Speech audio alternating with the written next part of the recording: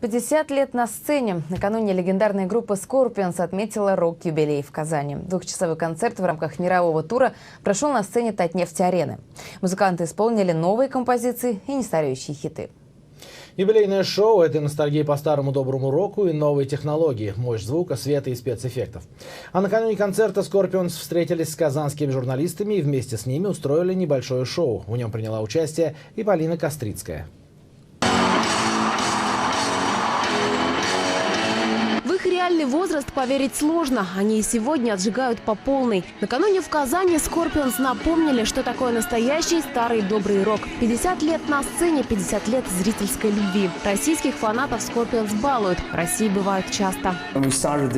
Один из самых запоминающихся моментов в этом туре, когда мы исполняли Wind of Change, фанаты пустили на сцену множество бумажных самолетиков. Они летели отовсюду, с флагами России, Германии, из городов всей России. В Санкт-Петербурге 15 тысяч фанатов пели мне «Happy Birthday» в мой день рождения. Это было так трогательно. Особенный подарок от поклонников — книга, в которой каждый описывает, какое послание для него несет наше творчество, что означает для них наши песни.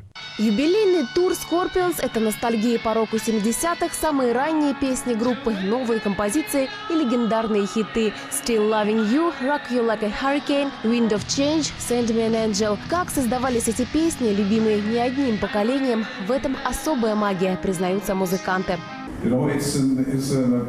Мы даже не знаем, как это получалось. Ты открываешь свое сознание, ждешь, и вдруг приходит идея. Так рождается песня. Мы создали свой стиль, в котором есть что-то от каждого из нас пятерых. Когда мы собираемся вместе, рождается особая синергия, какая-то химия, и все получается как надо. Концерт в Татнефть-арене в рамках мирового тура – это мощь звука, света, спецэффектов и энергетики нестареющих Scorpions.